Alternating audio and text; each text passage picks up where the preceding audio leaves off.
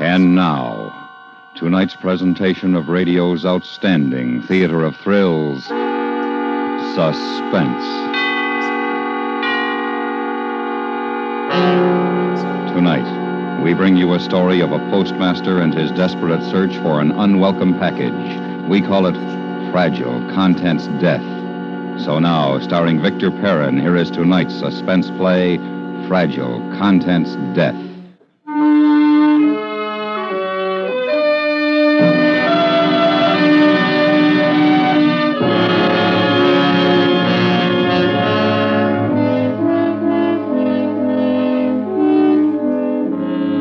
All it took was a phone call. Until it came that morning, everything at the post office was the same as it had always been. I was just another postmaster, 40 years old, with the postal problems of some 80,000 people to look after. All it took was that call to make things a nightmare. As I said, the day was just a day. I remember I was making up my mind to get busy on the stuff piled on my desk. It was 9:15. Morning, Mr. Jordan. Oh, morning, Hartley. I was just going to send for you. Don't tell me all this heat is for me. That's right. Well, didn't anybody weed it out? It's been weeded, Mr. Jordan. Well, if I must, I must. Even a parcel, I see. Yeah, it's marked personal. From Paxton and Brown, something or other, Broadway, New York. Oh, I remember. Sure, this must be that new type of lawn sprinkler I ordered for the wife. I should have had it sent to the house. Put it over there, would you? I'll take it along when I go home. Here? That's fine. Post office, this is Jordan. Jordan. That postmaster, Jordan? That's right. What can I do for you? Plenty. You got a bomb someplace in the mail down there. What? Is this a joke? Listen carefully. This is no joke. A guy I know sent another guy a bomb, a time bomb. It'll be delivered here in town. It was supposed to be set to go off at 7 tonight, but it ain't. He forgot to change the timer before he shipped it. It's set for 2:30 this afternoon, 5 hours from now. I don't like that. Maybe some poor guy like a mailman will get it instead of the guy who's supposed to. That's why I'm telling you about it. You gotta find it and stop it. And one other thing, too. It's fixed so it'll go off when you open the package. You got all that? Sure, I got it. But how do I recognize this bomb? Who's it addressed to? I ain't telling who sent it. I don't care about who sent it. Who gets it? Who gets the bomb? Hello? Hello?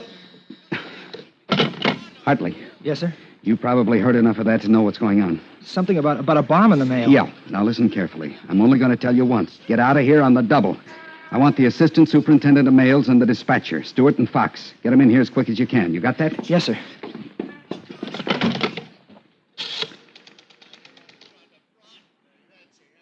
Operator. This is Jordan. How many inspectors are in today, do you know? Just a moment, Mr. Jordan. Mr. Williams is in. Mr. Jackson left word he'll be out in Lincoln County until tomorrow.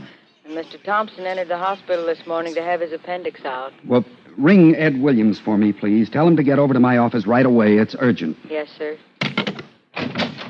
Oh, Fox. Come in, sit down. Yes, sir. Something wrong? Plenty. Bomb in the mail.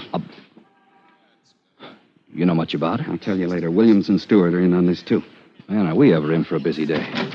Hartley said there was a hurry-up call in here, Practically so close that door in my face, Joe. Come on in, Ed. Close the door. Sit down, both of you. Now sit down and listen. Uh-oh. No raises this year. I've been waiting for him to spring it on us. Button it up, Joe. Here's what we do have staring us in the face. I just told Fox a minute ago there's a bomb in the mail someplace. Oh, wow. That's right. A few minutes ago, I got a phone call. I don't know who it was. All I got were these facts. It's now 9:30. Between now and 2:30, we've got to find a time bomb which was mailed to somebody here in town. Somebody? Don't have any name at all? He didn't get around to that. Either he wouldn't tell me or he was cut off. I'm hoping, just a slender hope I know, I'm hoping he'll call back, but we can't count on it. Oh, how do we know this isn't a leg pull, Doug? We don't. But we can't afford to take chances with somebody's life. Would you? No. What kind of a package? We don't know. Any kind. Oh, it's great. That spreads your field out something terrific, Stuart. How? Well, you not only have your truck packages, you have carrier packages, too. Carrier wouldn't have that big a package. Stu, with the powerful explosives we have nowadays and the small wiring circuits possible, why not? Yeah, I'll give you another one. How about a newspaper roll? That's big enough, isn't it? Carriers handle them, don't they? That's right. Now, here's what I think. If that thing was mailed early this morning, it's either out there in the parcel post bin or at one of the substations. If it was mailed last night, it's probably on one of the trucks right now. Or else it's been delivered. Or else it's been delivered, yes. A lot of stuff's off the trucks by now. Well, that complicates it, but let's do what we can as fast as we can. Fox, you round up all of the special delivery cars, send them out after those trucks, and get all the packages back here. We'll go over them after they get here. Okay. Try to get the drivers to remember what's been delivered and where. Skip the insurance deliveries. This won't be insured. Get as much back as you can. But what if they can't remember everything? You leave that to me. But do this, too. Call the substations. Get all their stuff in. All right, anything else? Well, not now. All right, I'm on my way. Stuart, you'll go through our own stuff in the back. Let's see, delivery from New York Central's number 3 hasn't come over from the station yet, has it? No. Well, that makes it a little better. Get everything we've got together in one place and keep it there. Keep the out-of-town packages out of it. Just add the stuff from the substations and the trucks as it comes in. And the pickup trucks, of course. What? Some of the drop boxes out in the suburbs are for letters and parcels both. We'd get some packages coming in on the pickups from those boxes. I'd forgotten that. And the trucks should be in by 11. We might as well go ahead with everything else until I get here. Just so we get them as soon as they come in. I'll leave that to you. Well, if we're going to do all this, I'd better get on it. No use standing around here any longer than necessary. No, go ahead. You want me to check the packages, right? I don't have to tell you your business, Ed. I know your record as an inspector is A1. Well, fill me in a little more, will you, Doug? Okay, shoot. Was this a time bomb? Well, that's what he said. We have less than 5 hours now. Yeah, I got that. Well, what else about it? Would it be safe to open? No. It'll go off if you open it. He said so. Oh, rougher and rougher. I'm going to get help, Doug. All you want. Use your phone. Help yourself. Thanks.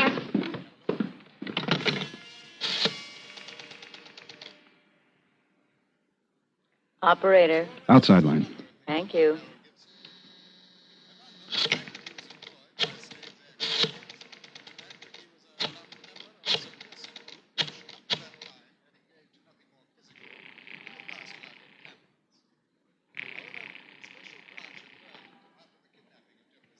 State Police, Company A, Sergeant Rock speaking. Rocky, this is Ed Williams, post office. Is Jesse in today? Yeah, you want him? No, don't call him. No time. Tell him to come on over here right away, would you? Sure. What do you want with explosive experts? You got a bomb? Maybe. Keep it under your hat. You know me. Another thing, Rocky, you guys got the fluoroscope just now? Oh, a touchy one, huh? No, we loaned it to Company E up in Falmouth. I could use it, that's for sure. It's only about 100 miles. I'll call them up and get them to fly it in. Probably get it to you in about an hour or a little over. Oh, good. And you'll tell Jesse, huh? Yeah, we'll do. Now, to work, Doug. Same here, boy. Yeah, how about those carriers? About 100 of them out there. 94. Well, can you do it? Can you hit them all? I don't know. All I can do is try. Bet you're thinking the same thing I am. Remembering the same case. Bowling Green, Kentucky. Yeah. That poor devil of a carrier. Alive, but barely. That's one reason I want to find this bomb before our luck runs out. And we're going to see to that. That it doesn't run out.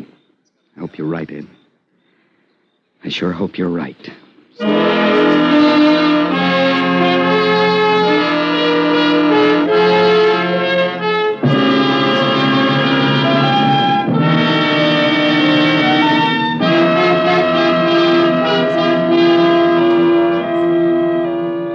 You are listening to Fragile, Contents Death. Tonight's presentation in radio's outstanding theater of thrills, Suspense.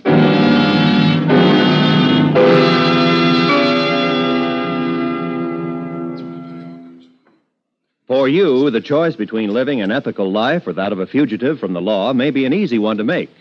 But for the young parolee in tomorrow night's drama on the FBI in Peace and War, the choice is more difficult. His old criminal friends want to involve him in an easy money scheme. When he comes to the turning point, that moment at which he must decide between staying straight or going back to a life of crime, the temptation is most intense. For drama that packs a human interest punch, don't miss The Turning Point, tomorrow night, when the FBI in Peace and War is on the air over most of these same stations.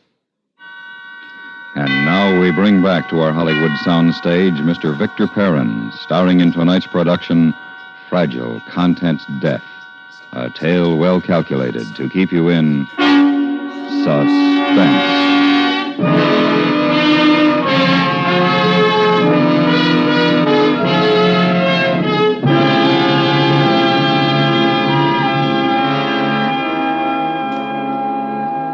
They were all on it now. Williams, Fox, Stewart, and all the others we could trust to keep a cool head. The lid was on every place possible.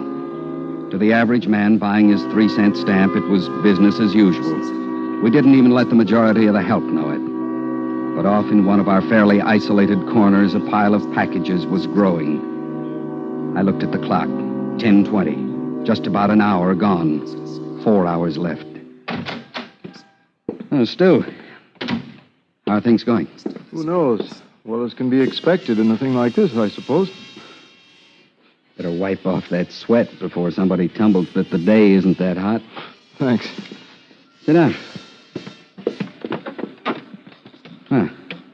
Are any of them wise yet? Don't think so. They'll probably get out. Things have a way. Yeah, that they do. How are you standing it yourself? Well, You worried? not very happy. None of us are. I keep thinking, what if I get hold of the thing... Ever been in an explosion? No. You weren't in the service, no. Ever see an explosion? Been close to one? Yeah, I came by once just after a gasoline truck tangled to the pole and took off. It was a pretty bad sight. See. Would you like to take the day off? Oh, I wouldn't think of it. Nobody'd blame you. I wouldn't, I promise you. I can't do that, Doug. What if I did and the thing got by and I could have prevented it? I'm nervous, maybe. I don't like the setup, maybe. But I'm not chicken. I'm staying with it. I figured you would, Joe. They say every soldier figures the next bullet isn't going to get him. That's the way I'm figuring myself on this deal. Good idea. The only thing we have to worry about, Joe, where is this one aimed?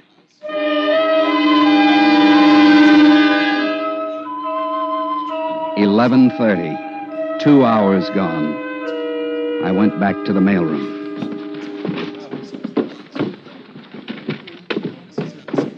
Hello, Doc. How's it going? Well, we have all this over here so far. A lot of work.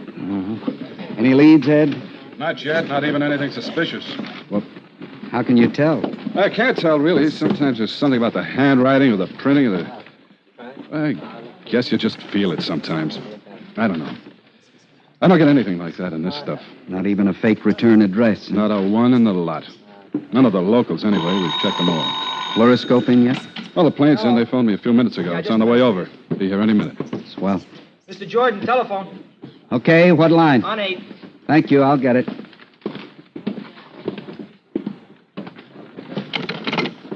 This is Jordan. Mr. Jordan, this is Malloy on truck 15. Yes, Malloy. I got the word about getting back these packages. Everything's practically okay. Only this. My second delivery, I left one off at this place, 1724 Lime Street. I go back there a while ago and nobody's home. Well, they were there when you left the package? Yeah. A fat, bald-headed guy took it, as I remember. Well, check the neighbors. I already have, Mr. Jordan. Nobody knows for sure where they went. There's some talk about them leaving for Washington this morning, but I can't pin it down. They drove anyway. Car's gone. Garage is empty. Well, that's using your head, Malloy. At least we have something to shoot at. Do you remember the name? No, I don't. But that fat guy sure looked like a crook. Tabbed him for one the minute I laid out. What's that? Well, Miller came driving out and caught me and said you were hunting a package of stolen goods in the mail. Maybe he shot off his mouth too much, huh? Wasn't I supposed to know?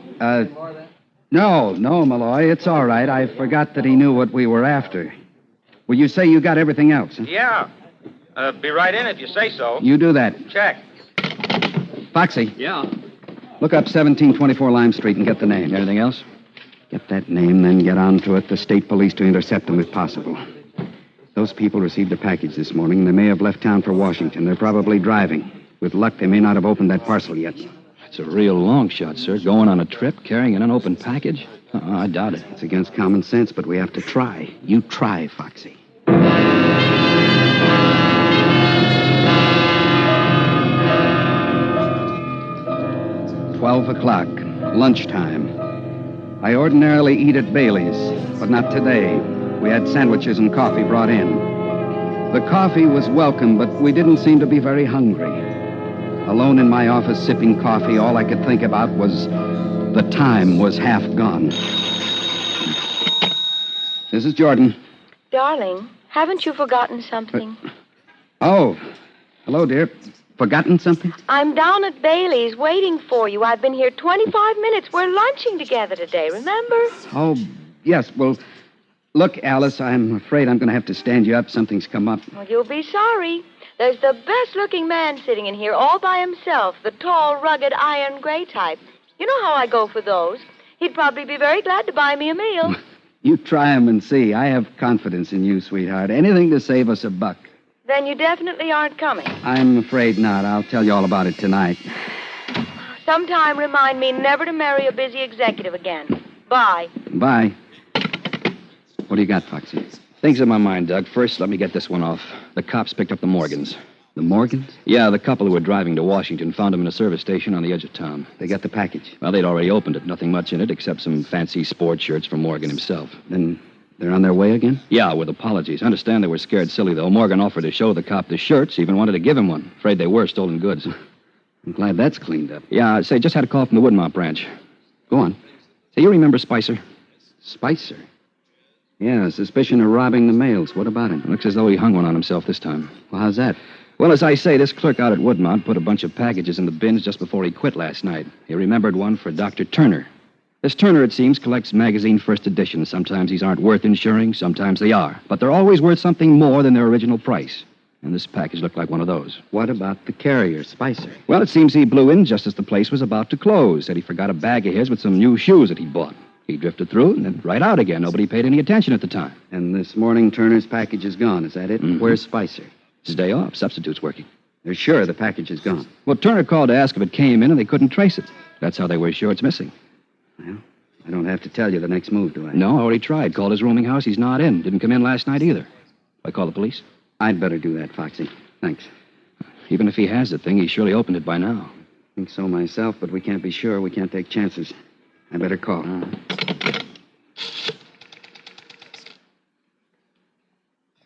Operator? Get me the police station.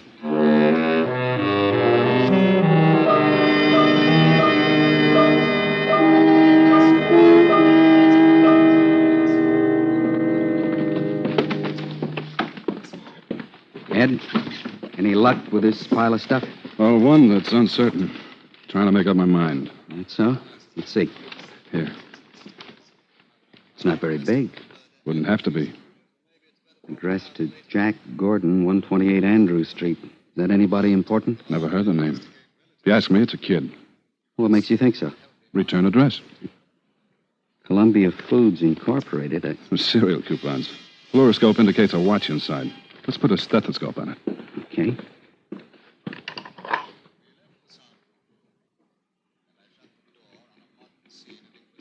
Get it? Yeah. Ticks, all right. A question. Is it a dollar watch or is it? A watch, probably. Probably. Let's play it safe. That's what I thought. Take it outside? Ordinarily, yes. But we couldn't detect anything that would trigger the thing, so we'll put it in the water bucket here.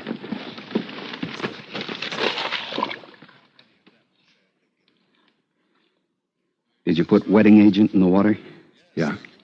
It'll soak through the wrapping quicker and then throw anything else inside that much faster.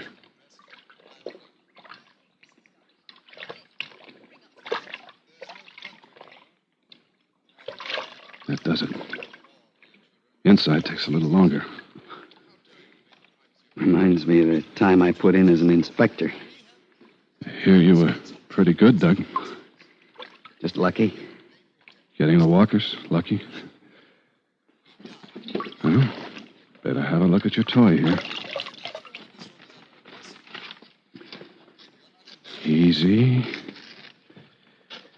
Easy. Up she comes. There. Looks as though we were right the first time, Doug. Here, have a pocket watch. Genuine Hoppy. Keep it for a souvenir. That's one kid we owe a watch. Will the budget stand it? It'll strain it, but it won't break it. Hey, let's step out back. I need a cigarette. Good idea. You heard about this carrier, Spicer? Yeah, Foxy told me. Get him yet? The police haven't. Well, maybe the police haven't got him, but has it?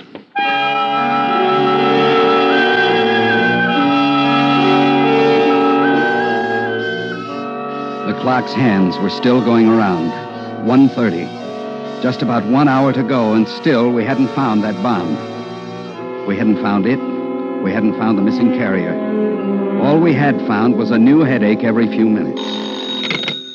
This is Jordan. Mr. Jordan, this is Malloy again. The driver, you know. Oh, yes, Malloy. Do you have something new? Well, sorta.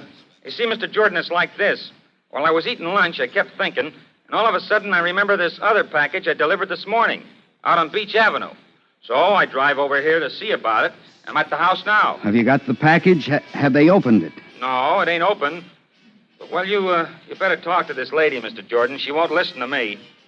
Here, Mrs. Bates, this is the postmaster on the line. Himself in person. Hello. This driver says you're the postmaster, is that right? That's right. This is Douglas Jordan. I don't understand all this about the package which came from my husband. First this man delivers it, now he wants it back. But he's perfectly right, Mrs. Bates. We'd very much like to have that parcel. I don't see why. It has my husband's name on it. It's the correct address. I'm afraid I can't give it back until my husband has a chance to examine it. What did our driver tell you, Mrs. Bates? He had some story about stolen goods, but that doesn't make sense. Anyone would know that my husband would Someone may have confused him with another Bates. Have you thought of that? No, I hadn't, but I'm still sure that my husband should pass judgment on this. If I were to take the responsibility and I were wrong... Let me take the responsibility, Mrs. Bates. He might not see it that way. He might say I let myself be talked into something. Mrs. Bates, believe me, I'm sure your husband would be the first to thank us if he only knew. On my word of honor, we must have that package. Well, it's your responsibility, understand? Here, young man. But I don't think my husband will thank you. He doesn't like anyone connected with the government. None of you. For that, I'm sorry, Mrs. Bates, but thank you for giving us that parcel.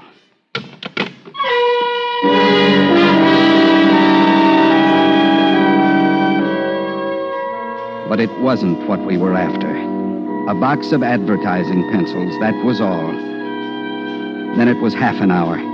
I forced myself to stay in my office waiting for a call that they'd caught Spicer or that someone, somewhere, had turned up something. Oh, Ed? Any luck? Not a bit. We've combed everything, not a thing. They haven't caught up with Spicer yet. I think that's a false lead anyway. If he has the thing, he's opened it by now. That leaves us nowhere. Yes, it does. Somebody's forgotten something. That must be it. Yeah, maybe. Could be all a hoax, you know. What's the matter? Don't you want it to be a hoax, all this effort and nothing to show for it, that it? Want to repeat the Walker business, catch a murderer through the mail? No, Ed, no. I just want to be sure. Well, by the way, he's out, you know. Who? Steve Walker, the brother. He's out of jail. Didn't you know? Well, why are you looking so funny? Steve Walker. He said he'd get me. Well, yeah, so what? Where did I put it? Where's that lawn sprinkler? Lawn sprinkler? Now I know. Where'd that package come from? I've had it right here all day. Didn't even think about it. Came early this morning. Let's not think. Let's move. Give me that. Is there time? I think so. Better be. Get it under the fluoroscope.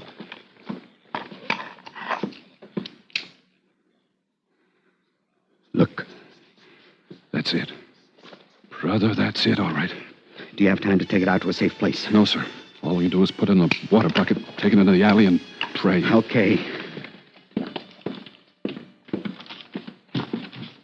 Here goes. Water, get through that wrapper. Doug. We'll give it an hour, just in case.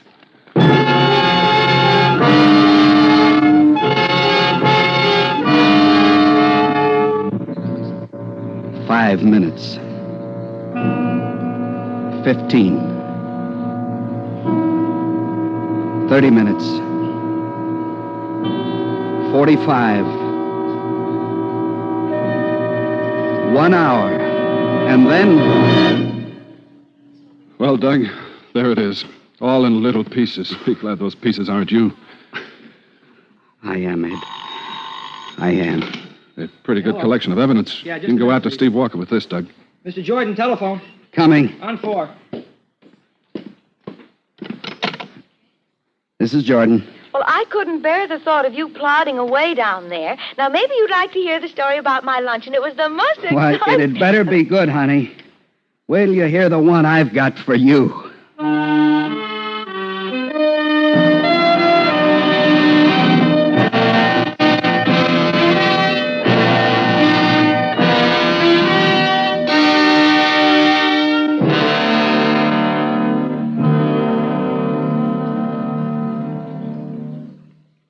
Suspense, in which Mr. Victor Perrin starred in tonight's presentation of Fragile, Contents Death. Be sure to listen next week when we again bring you another presentation of radio's outstanding theater of thrills, Suspense.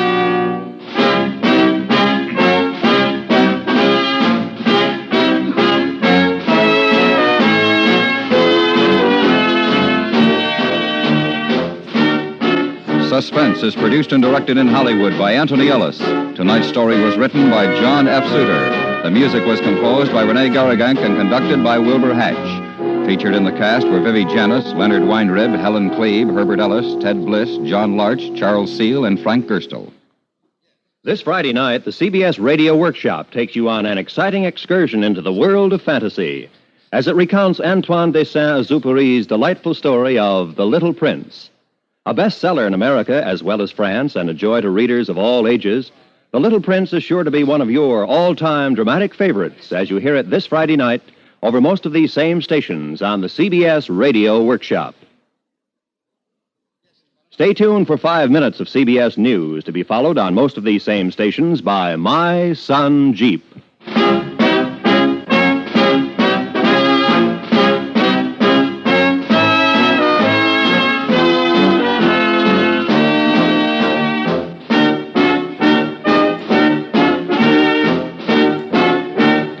You hear America's favorite shows on the CBS Radio Network.